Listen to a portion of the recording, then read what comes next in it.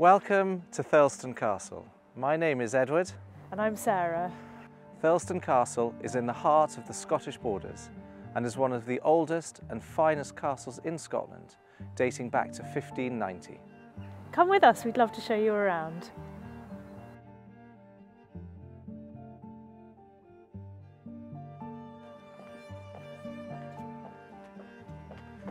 We've just walked into the front hall of the castle. We have the history of Scotland in this castle. This key here dates back to 1838, when my ancestor went over to America to fight with the 14th Tennessee Cavalry.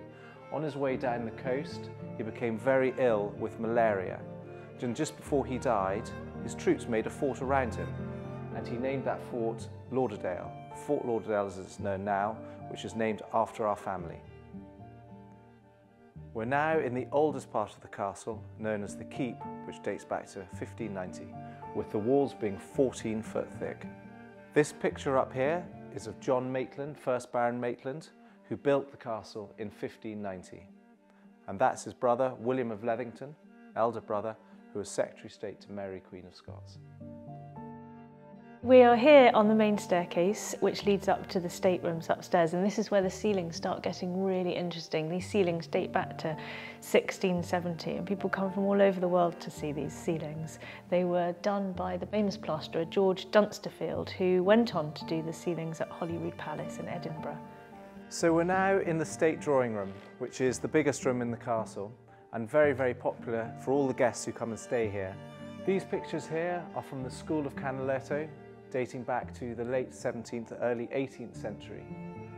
They're really rather remarkable pictures. The centre and the buildings were painted by Canaletto himself, and his school did the sky and the buildings behind. The ceilings, if we look up here, are once again just remarkable, with this eagles flying out of the ceiling. These ceilings, to me, are so important to the interiors of the castle. And I have great pride in sort of telling people when they come and stay about how we've helped restore them, how we help keep them in the state that they are now. And they really are some of the grandest ceilings in Scotland, arguably in the UK. For groups that are staying at the castle and the accommodation in the south wing, we very much invite them to come and use this space exactly as it was always meant to be used, as a space to entertain and enjoy. We're now in the state dining room. These portraits around the room, if the walls could talk, and the history that came out of here, it's a wow factor. The most complete collection of family portraits in Scotland, going back 19 generations. Kings and queens have dined in here, and guests who stay here are really part of the history of the castle. We very recently converted the south wing of Thirlestane Castle into accommodation. We have 8 bedrooms, we can sleep up to 16 guests. Each apartment is totally different, decorated to a really high spec. They've all been awarded a 5-star from Visit Scotland. The apartments can either be taken individually or they can be taken by a group of up to 16 people. And groups can then use the larger spaces in the castle, like the drawing room and the dining room, to entertain in. One of my favourite places in the castle is actually this toy museum. Some of these toys I grew up playing with, whether it was the soldiers, whether it was sitting around this desk, but a lot of them we've been very fortunate to be donated by the Pollock Trust.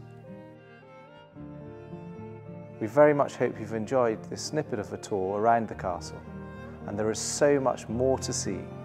And we very much look forward to welcoming you and your guests here to Thirlestane Castle in the Scottish borders in the south of Scotland.